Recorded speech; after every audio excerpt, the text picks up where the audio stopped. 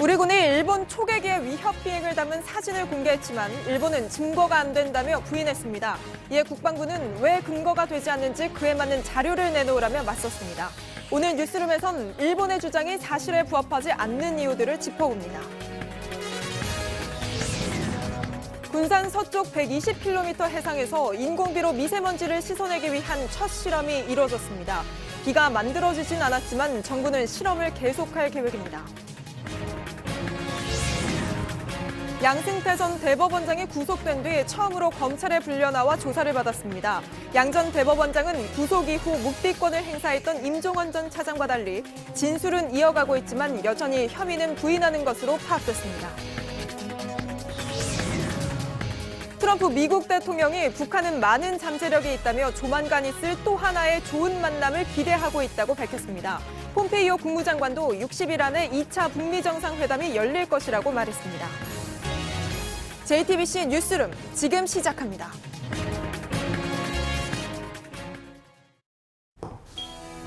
공기청정기가 도로 위로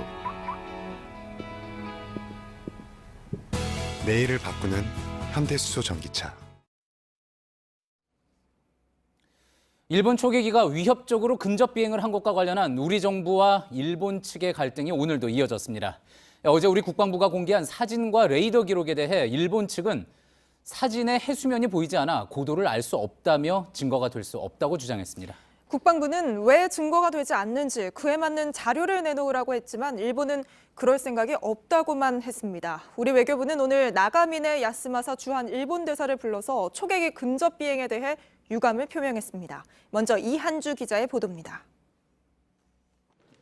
이와야 다케시 일본 방위상은 우리 군이 밝힌 수치가 잘못됐다고 주장했습니다. 昨日の韓国側の指摘は当たっていない、日本の周辺の海空域の警戒監視というものを常時行っています。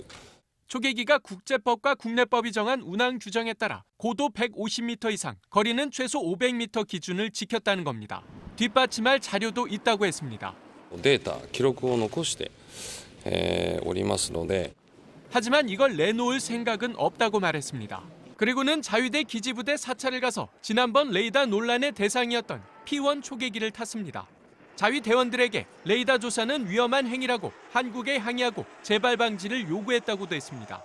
스가 요시히데 관방장관도 사진을 공개한 것은 유감이라며 한국에 냉정하고 적절한 대응을 요구하고 싶다고 했습니다. 초계기 위협 비행은 없었고 우리 군이 내놓은 증거도 믿을 수 없다는 입장을 되풀이하는 겁니다. 산케이 신문도 우리 군이 제시한 사진에서 해수면이 보이지 않아 고도를 알 수 없다고 거들었습니다. JTBC 이한주입니다. 이런 일본 주장에 대해서 우리 정부도 다시 반박하고 나섰습니다. 취재 기자와 함께 그 내용을 좀 더 자세히 짚어보겠습니다. 자, 정재윤 기자, 일본이 내놓은 입장에 대해서 국방부가 이제 오늘도 바로 반박을 한 거죠? 그렇습니다. 어제 국방부가 사진을 공개한 뒤에도 일본 측에서는 근접 위협 비행이 아니었다. 그리고 사진은 증거가 되지 않는다. 이렇게 주장을 했습니다. 이에 대해서 국방부가 오늘 또다시 반박을 한 겁니다. 국방부는 우리가 어제 공개한 레이더 정보에 대해 일본이 증거가 되지 않는다고 생각하면 왜 그런 건지 거기에 맞는 자료를 내놔야 한다. 이렇게 말했습니다. 예, 어제 우리가 공개한 사진이 상당히 자세했고 게다가 기록까지 나와 있었고 그래서 충분히 증거가 된다고 봤는데 일본은 증거가 되지 않는다라고 이야기를 하는 겁니다. 그 근거가 뭡니까? 네, 어제 국방부가 공개한 사진을 보면요. 고도 60m로 근접 비행한 레이더 데이터가 선명하게 이렇게 남아 있습니다.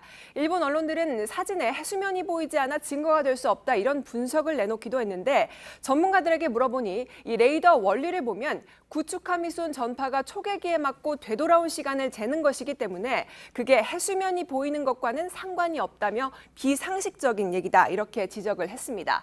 일본 정부도 이 정작 증거는 내놓지 못하고 있습니다. 예, 오히려 해수면이 보이는 사진보다 레이더 기록이 분명히 더 정확할 것 같습니다. 상식적으로 생각을 해봐도.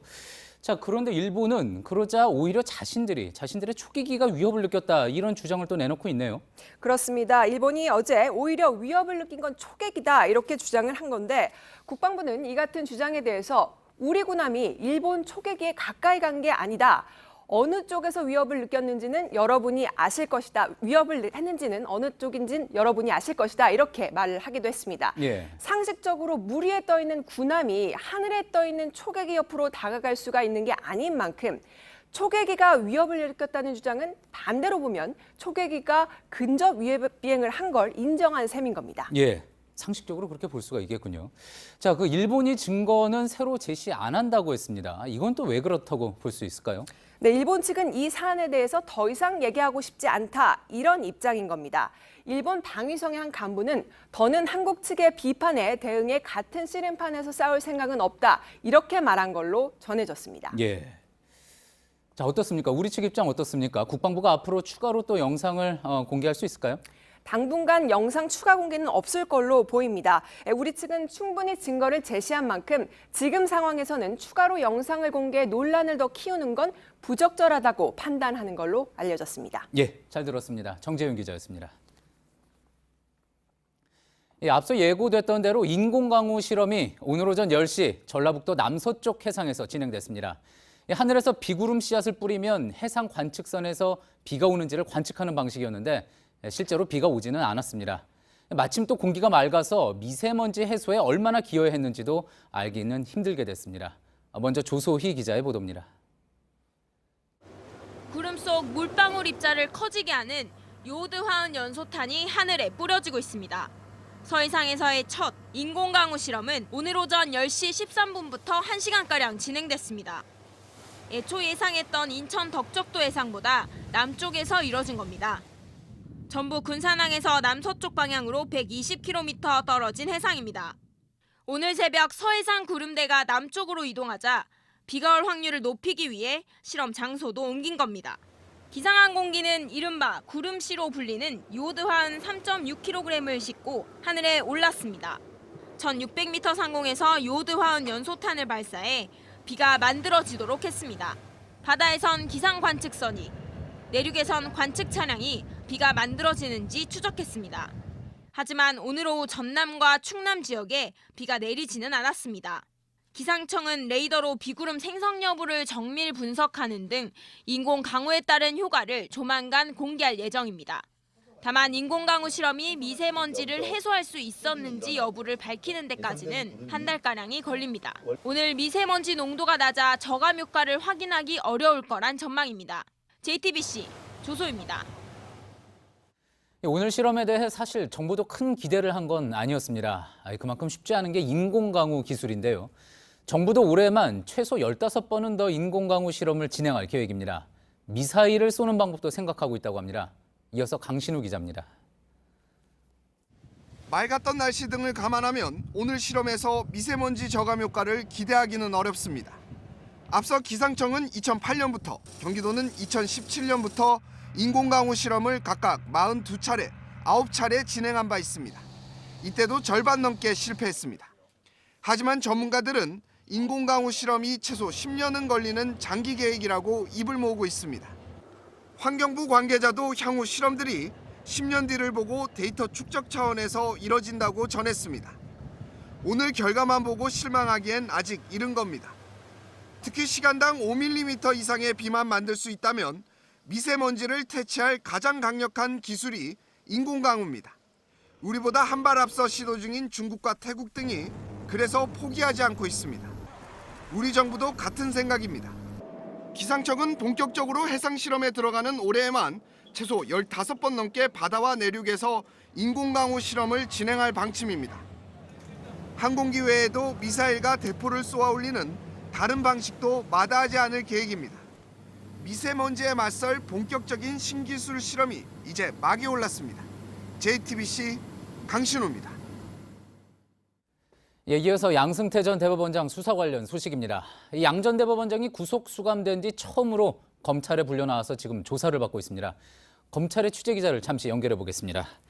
자, 여성국 기자, 양 전 대법원장 그동안 혐의를 부인한 게 구속 사유의 하나로 꼽히지 않았습니까? 오늘 첫 번째 조사는 지금 어떻게 진행이 되고 있습니까? 네, 검찰은 양 전 대법원장을 오전에 불러 지금까지 조사를 이어가고 있습니다. 앞서 재판에 넘겨졌던 임종원 전 행정처차장은 구속된 뒤 묵비권을 행사했는데 양 전 대법원장은 진술 자체는 계속 이어가고 있다고 합니다. 지금 계속 진술을 이어가고 있다면 혹시 혐의를 인정하는 내용도 있었습니까? 그렇진 않습니다. 진술은 하지만 혐의는 계속 부인하는 취지로 답변하는 걸로 알려졌습니다. 일단 검찰은 이미 구속 중이고 첫 조사인 만큼 밤늦게까지 조사할 계획은 없다고 전했습니다. 예. 자, 그런데 오늘 양 전 대법원장은 일반 피의자들과 달리 별도 통로로 검찰 청사에 들어갔다고 하죠? 네, 보통은 호송 차량에서 내린 뒤 들어가는 통로가 어느 정도 정해져 있는데요. 이 과정에서 언론에 노출이 되는 경우도 있습니다. 검찰은 그러나 오늘 소환을 비공개로 진행하면서 다른 통로를 이용한 걸로 전해집니다. 앞서 구속된 임종원 전 차장이 수의를 입은 모습이 언론에 노출된 뒤 조사에 어려움을 겪었던 전례를 감안했다고 합니다. 예, 그렇군요. 자, 그렇다면 이제 앞으로 조사는 어떻게 진행될 예정입니까? 네, 혐의가 40여 개에 이르는 만큼 조사할 내용이 상당히 많습니다. 검찰은 가급적 구속 기간을 최대한 채운 뒤, 그러니까 설 연휴가 끝난 뒤 재판에 넘길 걸로 예상됩니다. 예, 양승태 전 대법원장이 조사를 받고 있는 서울중앙지검에서 여성국 기자였습니다. 트럼프 대통령이 2차 북미 정상회담에 대한 기대를 다시 한번 나타냈습니다. 어제 김정은 위원장이 믿고 기다리겠다고 말한 데 대한 답으로 보이기도 합니다. 비핵화 협상이 잘 안 되고 있다는 일부 회의론에 대해서도 일축했습니다. 이지은 기자입니다. 트럼프 대통령은 트위터에 조만간 있을 또 하나의 좋은 만남을 기대한다고 적었습니다. 북한에 많은 잠재력이 있다고도 했습니다. 2차 북미 정상회담에 대한 기대를 나타낸 겁니다. 폼페이오 국무장관도 나섰습니다. And are you prepared to tell us there'll be a new summit with North Korea in the next 60 days? Yeah, they'll be one of the next 60 days. That's the plan. 분위기는 무르익고 있지만 비핵화와 대북 제재 완화 사이의 접점이 아직 없는 게 아니냐는 우려도 있습니다. 김정은 위원장은 트럼프 대통령의 결단력을 강조했지만 트럼프 대통령은 북한의 잠재력을 언급했기 때문입니다. 워싱턴 포스트는 1차 회담 이후 숙제를 했다는 증거가 없어 다음 회담에서 기대할 게 많지 않을 것이라고 했습니다. 하지만 트럼프 대통령은 비핵화 협상 회의론을 가짜뉴스라고 일축하고 2차 회담에서의 성과를 자신했습니다. JTBC 이지은입니다. 지난주 스웨덴에서 남북미의 실무협상 대표단이 만났죠. 중요한 이야기가 오갔을 거라는 분석은 나왔지만 이 구체적인 내용은 알려지지 않았습니다. 우리 대표였던 이도훈 본부장이 오늘 귀국했는데 당시 상황에 대해서 미소를 지으며 헤어졌다. 이 정도로 전했습니다. 신진 기자입니다. 외부와 격리된 휴양지에서 2박 3일 동안 진행된 북미 실무 협상. 이 자리에 함께 했었던 이도훈 외교부 한반도 평화교섭 본부장이 오늘 오후 귀국했습니다. 이 본부장은 다들 미소를 짓고 헤어졌다고 했습니다. 여러 형태의 협의들이 잘 진행되고 있으니까 앞으로 성공적인 북미 대화 그리고 우리 남북 간에도 다 잘 이루어지기를. 이 본부장은 최근 한 언론과의 인터뷰에서 협상이 급속도로 진행될 것이라고 말한 바 있습니다. 조만간 북미가 다시 만나나요? 이번 달 안에 만난다는 얘기도 있던데요. 그건 한번 계속 지켜보시죠. 그쪽도 여러 가지 협의를 해야 그 결과에 따라가는 거니까요. 지난해 북미 1차 정상회담을 앞두고는 판문점에서 6차례 실무 협상이 열렸지만 이번엔 다를 것이라는 전망이 나옵니다. 한 외교 소식통은 미국은 실무 협상을 유럽에서 열어야 한다는 방침을 가지고 있다고 했습니다. 판문점은 평양과 실시간으로 연락이 가능해 북측 실무자가 충분한 권한을 가지고 협상에 임하기 어려웠다는 겁니다.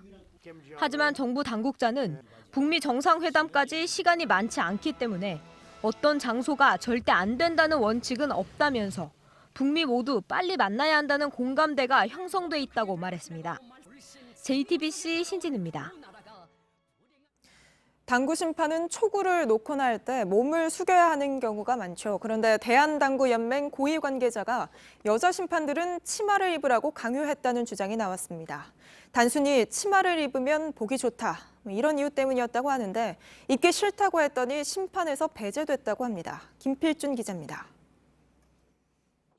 지난해 10월 대한당구연맹 류지원 심판위원은 위원회 고위 관계자 A씨로부터 전화를 받았습니다.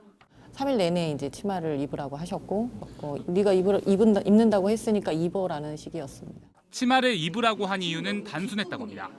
여자 심판들은 치마를 입으면 그래도 어느 거 보기 좋지 않냐. 단지 그거 하나 때문에 입힌다고 얘기를 하더라고요. 이런 일은 2년 전부터 계속됐습니다.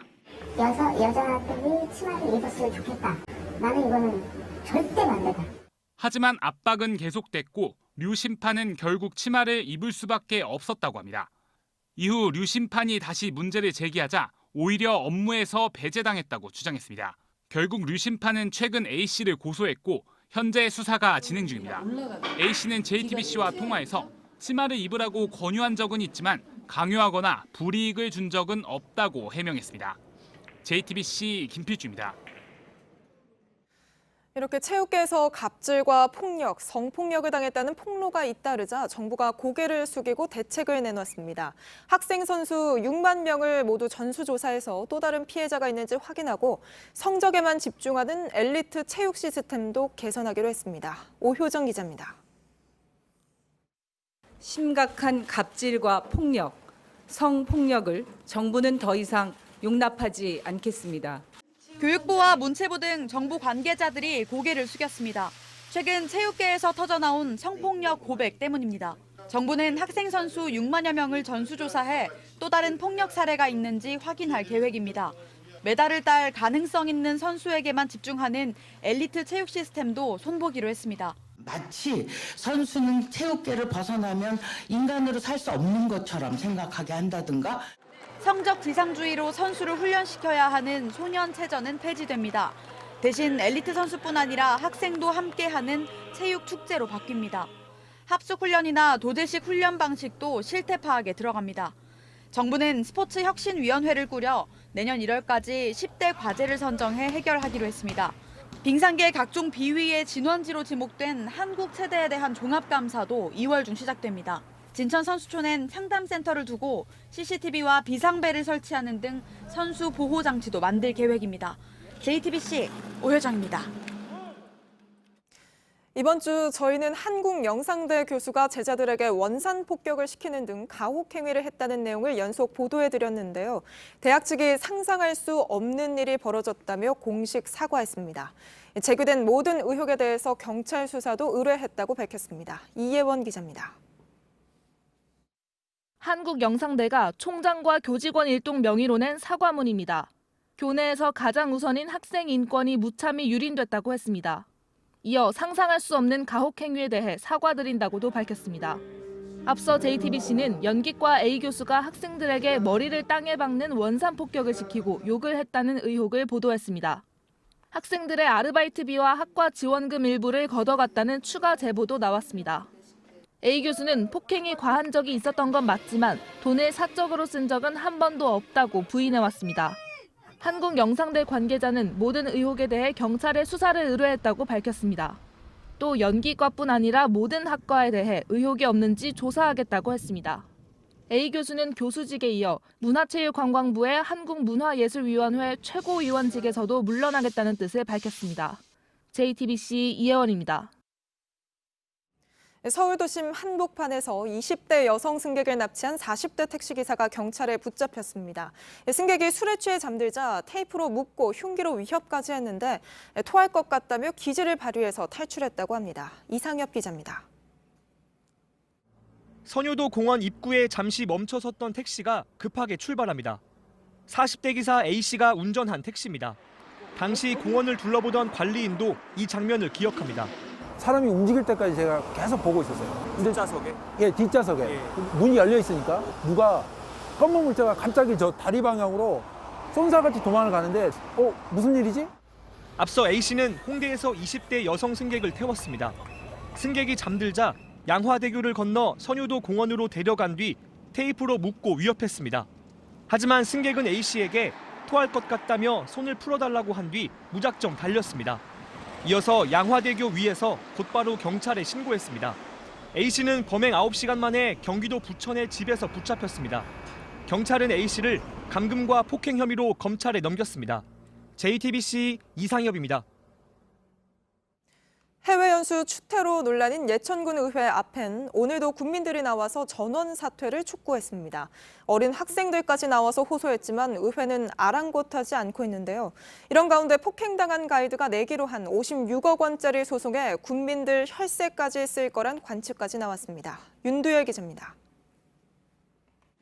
예천군 의원 9명 이름이 붙은 쌀자루 곁에 폭행, 술판, 버티기를 적은 종이를 놓습니다. 이걸 자루 하나에 담아 꽁꽁 묶어버립니다. 더 이상의 추태를 보이지 않고 선택을 하는 것이 진정으로 국민들을 위한 길이라고 생각이 됩니다. 이렇게 국민들이 호소하고 있지만 의원들은 아랑곳하지 않았습니다. 의회 윤리특위는 오늘 박종철, 권도식, 이영식 의원을 불러 소명을 들었습니다. 오는 30일 박 의원을 제명하는 선에서 사건을 무마할 거란 관측입니다. 한 말씀 해주시고 가세요. 의원님. 미국 현지에서는 폭행을 당한 가이드가 형사소송과 함께 손해배상 청구 소송도 내기로 했습니다. 청구액만 56억 원에 달합니다.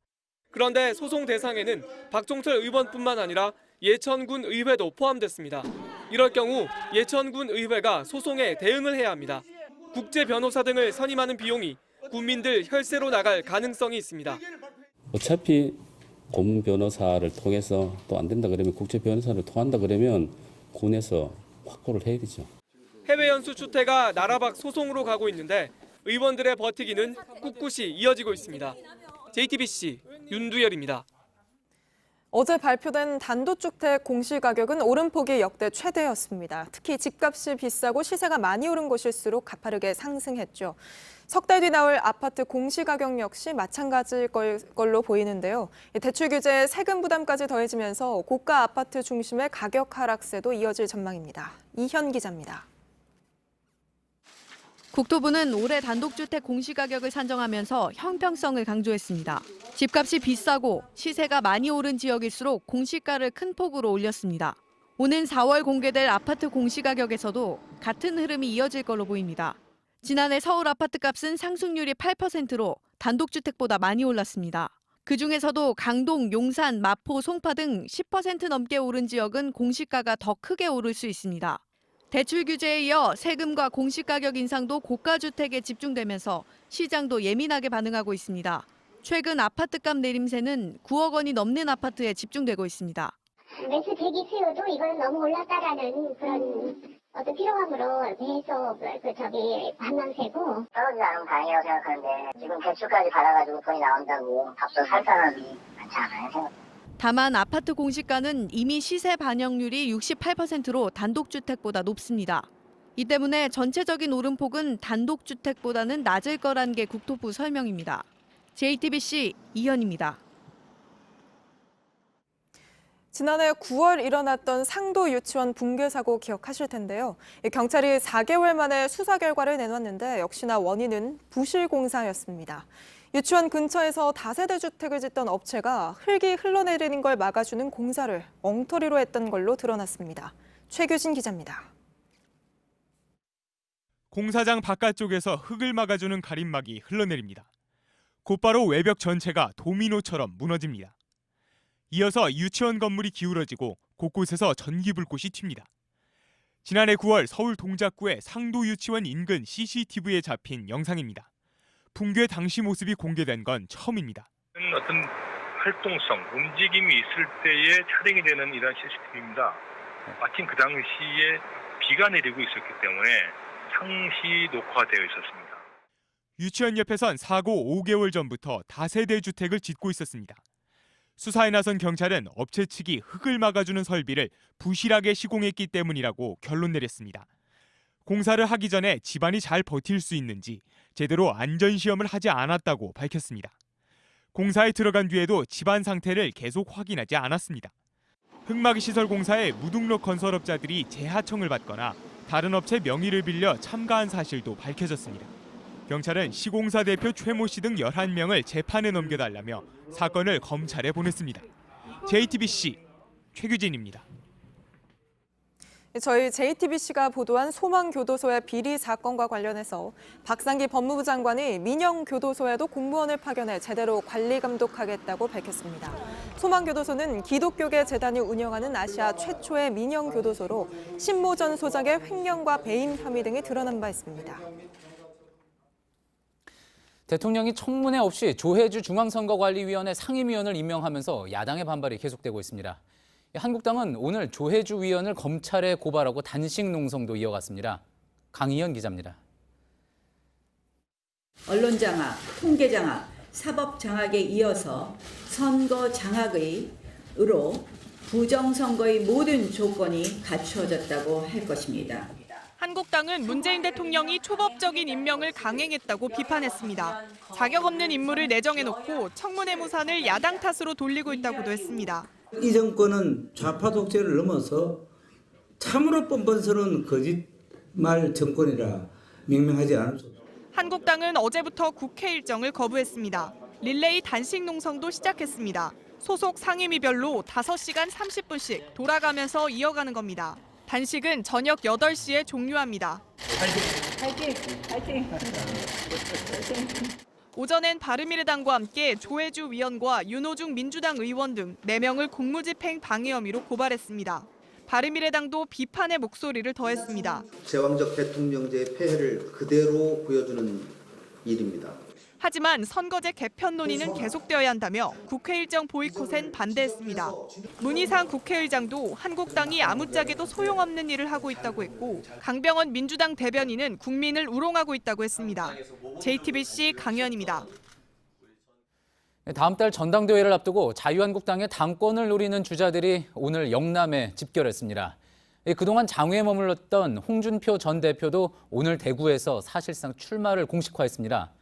황교안 전 총리와 오세훈 전 시장 모두 영남에서 당권 레이스를 시작하는 모습입니다. 허진 기자입니다. 황교안 전 국무총리와 오세훈 전 서울시장, 홍준표 전 자유한국당 대표가 오늘 영남에 모였습니다. 황 전 총리는 입당 후 첫 공개 행보로 지난 21일 대구와 부산을 방문한 데 이어 나흘 만에 울산과 경남을 찾았습니다.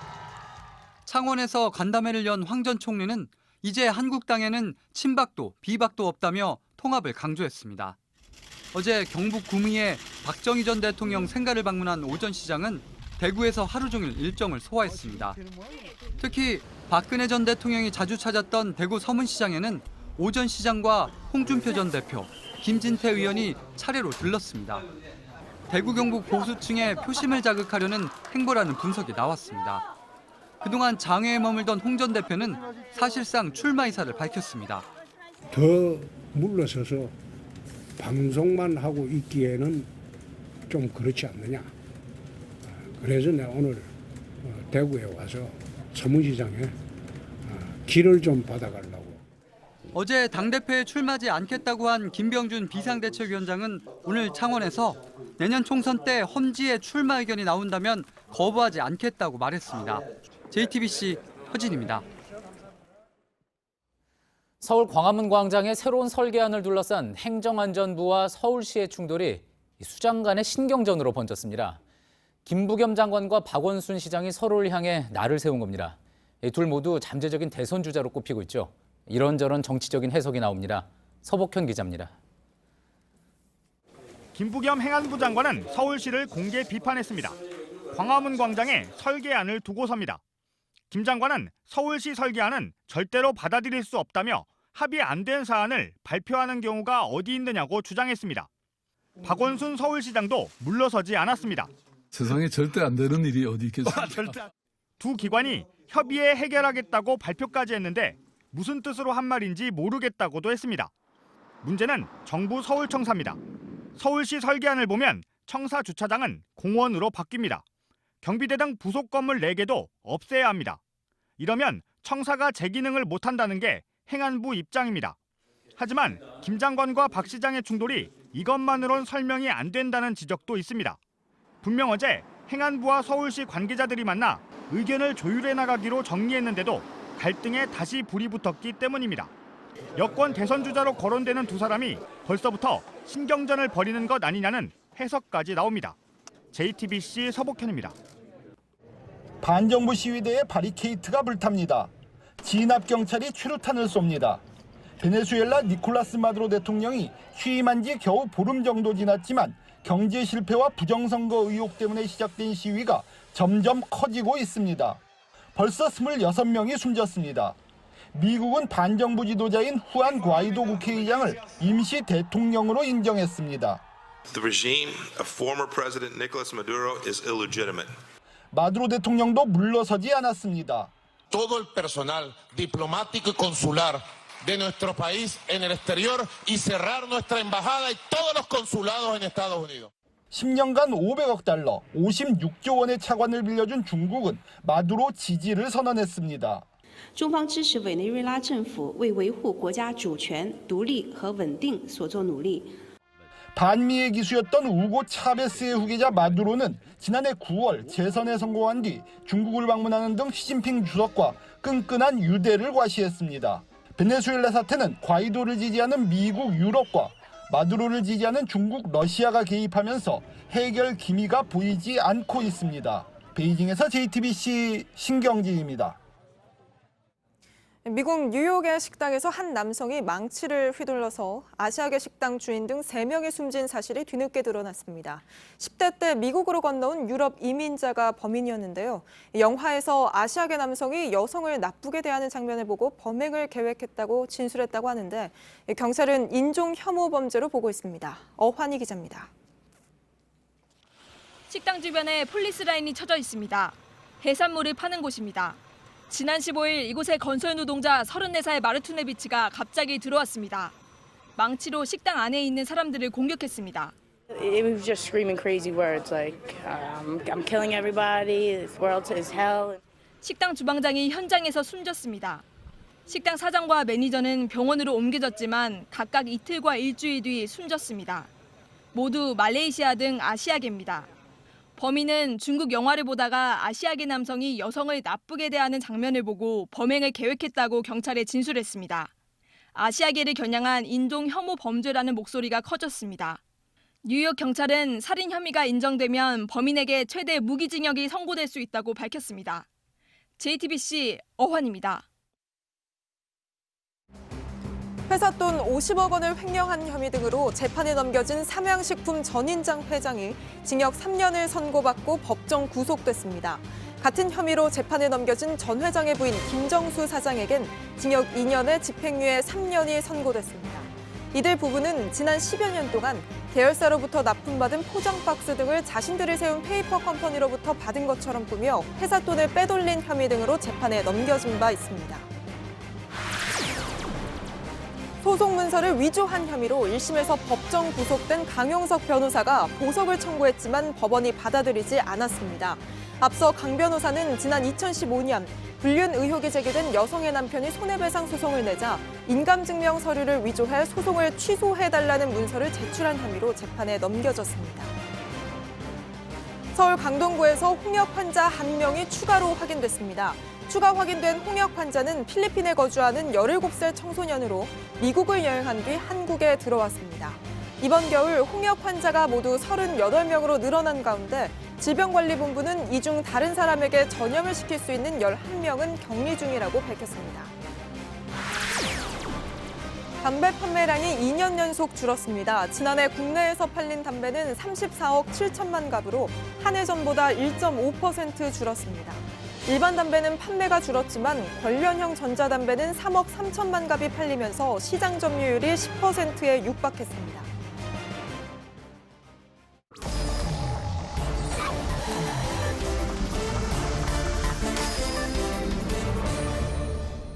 예, 금요일 비하인드 뉴스입니다. 안지연 기자 나와 있습니다. 안 기자, 첫 번째 키워드 볼까요?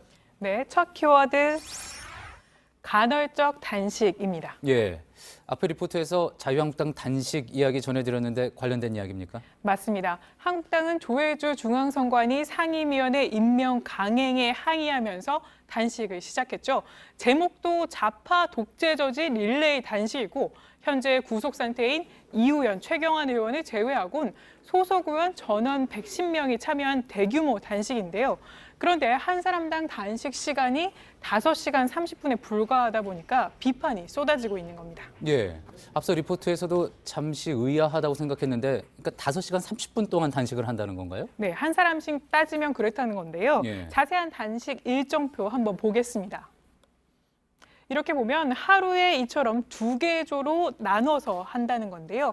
오전 조가 오전 9시부터 오후 2시 30분까지고요. 이어서 2시 30분부터 오후 8시까지 하는 거고 예. 이런 식으로 소속 의원 모두가 돌아가면서 해서 다음 주 금요일까지 진행을 하겠다는 겁니다. 예, 과거 이제 정치권에서도 단식이 자주 있었는데 많이 있었는데 그것과 비교했을 때 이제 단식이라고 하기에는 좀 너무 그 시간이 짧은 거 아니냐 이런 이야기가 나올 수 있겠군요. 맞습니다. 우리가 흔히 단식이라고 하면 무기한 단식인 거에 비해 이렇게 시간이 정해진 건 굉장히 이례적인 건데요. 그러다 보니까 민주당은 논평에서 웰빙 단식을 그만두라 이렇게 얘기했고요.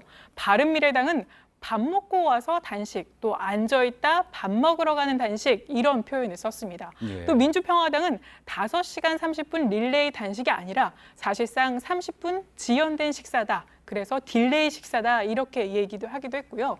민주당 노웅래 의원은 자신의 페이스북에 글을 올렸는데 보시는 것처럼 간헐적 단식으로 건강까지 챙기겠다는 심보인가 이렇게 비판하기도 했고요. 온라인상에서도 이 시간이 짧다는 것을 비판하는 글들 여러 개 올라왔는데 보시는 것처럼 이 트위터에 올라온 반응이었는데요. 이게 저게 전면 투쟁이면 국지 도발이면 30분 단식이냐 이런 식의 비판이 올라오기도 했습니다.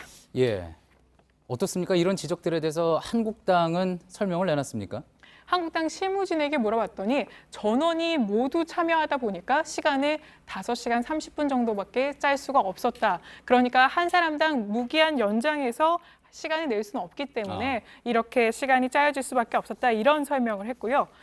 참고로 과거에 김성태 원내대표가 드루킹 특검을 요구하면서 단식을 했을 때나 또 바른미래당 손학규 대표가 선거구제 개편을 요구하며 무기한 단식에 들어갔을 때 소속 정당 의원들이 24시간씩 동조 단식을 한 적은 있었는데 이처럼 무기한 단식을 없이 소속 의원 전원이 모두 짧은 시간 단식을 한 거는 이번이 처음입니다. 예, 이번에는 뭐 소속 의원 전원이 참여한다는데 의의를 뒀다 이렇게 생각을 해볼 수가 있겠군요.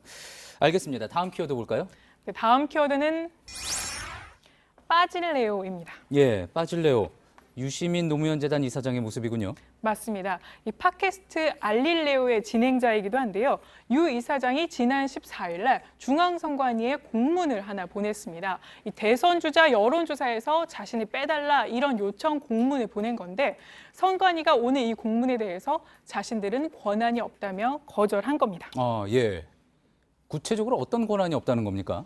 네, 유 이사장이 정확하게 요청한 건 이런 겁니다. 그러니까 여론조사 업체나 또 언론사에서 여론조사를 할 때 이들 기관에 이 자신의 이름을 빼달라 이거를 선관위 측에서 권고해달라 이렇게 공문을 보낸 거였는데요. 선관위에는 이런 공문이 온 게 이번이 처음이어서 오늘 오전에 선관위 여론조사심사위원회에서 회의를 열었는데 그 결과에 후보군을 정하는 건 언론사나 여론조사 기관의 자율적인 선택이기 때문에 선관위에서 권고할 권한이 없다. 이렇게 결론을 내린 겁니다. 예, 그렇죠. 우리 같은 경우도 저희 언론사도 이제 여론조사를 자주 의뢰를 하게 되는데 그럴 때 어떤 사람들을 후보로 넣을 것인지 이런 걸 선관위에 물어보지 않잖아요. 자, 자체적으로 정하기 때문에 아마 그런 권한이 없다 그렇게 이야기가 나온 것 같군요. 맞습니다. 그러니까 여론조사 기관에서 자체로 하는 여론조사를 제외하고는 보통은 언론사에서 비용을 지불해서 여론조사가 진행되는 구조이기 때문에 보통 후보군은 언론사가 정하게 됩니다. 예. 자, 그런데 뭐 이례적인 경우기는 합니다만 제 기억으로는 과거에도 여론조사에서 나를 좀 빼달라 이런 요청 있었던 것 같습니다. 정치권에서. 맞습니다. 반기문 전 유엔 사무총장이 그랬는데요. 예. 과거 자료를 저희가 찾아보니까 한국갤럽에서 이런 보도 자료를 낸 적이 있었습니다. 반 전 총장이 이렇게 자신을 포함하지 말아달라고 요청한 바 있지만 사실상 정치 행보를 시작한 것으로 평가되고 있어 자신들은 여론조사 후보에 넣겠다 이렇게 요청한 적 있었고요. 이 당시에는 선관위에 요청을 한 게 아니라 여론조사 기관에 직접 나를 넣어서 하지 마라 이렇게 부탁을 한 거였군요. 맞습니다. 그런데 여론조사 기관에서 이렇게 포함시키면서 넣겠다. 이런 우리 맘이다. 네, 보도 자료를 낸 겁니다. 그리고 실제로 반 전 총장은 대선 후보 출마 선언을 하기도 했고요. 또 비슷한 사례로는 바른미래당의 안철수 전 대표 사례도 있었는데 이 지방선거가 있기 한 해 전인 2017년 자신을 이렇게 여론조사에서 이름을 빼달라 이렇게 요청한 바 있었는데 이후에도 서울시장에 출마하기도 했었습니다. 예. 물론 반대로 이처럼 여론조사에서 빼달라고 해놓고 실제로 출마하지 않은 사례도 있었습니다. 한때 대선 주자로 거론됐던 자유한국당 김무성 의원이 있었고요.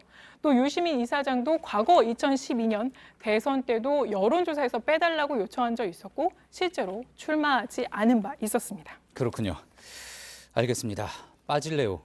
이 키워드는 유 작가가 한 이야기가 아니라 안 기자가 만든 키워드인 거죠? 맞습니다. 예, 알겠습니다. 잘 들었습니다. 안지영 기자였습니다. 네, 올겨울 눈 보기가 참 어렵죠. 오늘 강원과 경북 동해안은 모처럼 반가운 눈이 오고 있습니다. 하지만 양이 적어서 이대로 계속된다면 물 걱정을 해야 할 상황이 올 수도 있습니다. 조승현 기자입니다. 보통 3월에 피는 매화가 활짝 피었습니다. 최근 계속된 맑고 포근한 날씨에 계절을 착각한 겁니다. 올겨울은 때 아닌 꽃 구경이 가능할 만큼 눈 보기가 쉽지 않습니다. 동아시아 부근의 상층 공기가 서쪽에서 동쪽으로 강하게 흐르는 게 원인입니다. 이 기류에 막혀 북쪽의 찬 공기가 우리나라로 내려오지 못해 눈 구름도 만들어지지 않고 있습니다. 강원 영동 지역의 올겨울 누적 강수량은 17.7mm입니다. 평년의 22.5%에 불과합니다. 같은 기간 눈이나 비가 내린 날은 5일 뿐입니다. 서울의 강수량도 평년의 절반 아래에 그쳤습니다. 전국 대부분 지역엔 건조특보가 내려져 있습니다. 전국이 메말라가고 있습니다. 다행히 오늘 강원과 경북 일부 동해안엔 모처럼 반가운 눈이 내렸습니다. 하지만 양이 적었습니다. 다음 주에도 눈 또는 비가 예보돼 있긴 하지만 충분히 올진 미지수입니다. 지난해 비가 충분히 내려 아직 물 걱정을 할 단계는 아니지만 앞으로가 걱정입니다. 앞으로 한 달가량 지금 같은 상황이 이어지면 물 부족으로 봄 가뭄을 걱정해야 합니다. JTBC 조승현입니다. 오늘 뉴스가 끝난 뒤 소셜 라이브 프라이데이가 이어집니다. 최근 저희 드라마 등을 통해서 대한민국 사교육의 현실이 정말 이 정도인지 관심이 매우 높아졌는데 관련해서 취재를 진행한 기자들과 이야기 나눠보겠습니다. 네, 저희가 준비한 소식은 여기까지입니다. 시청해주신 여러분 고맙습니다.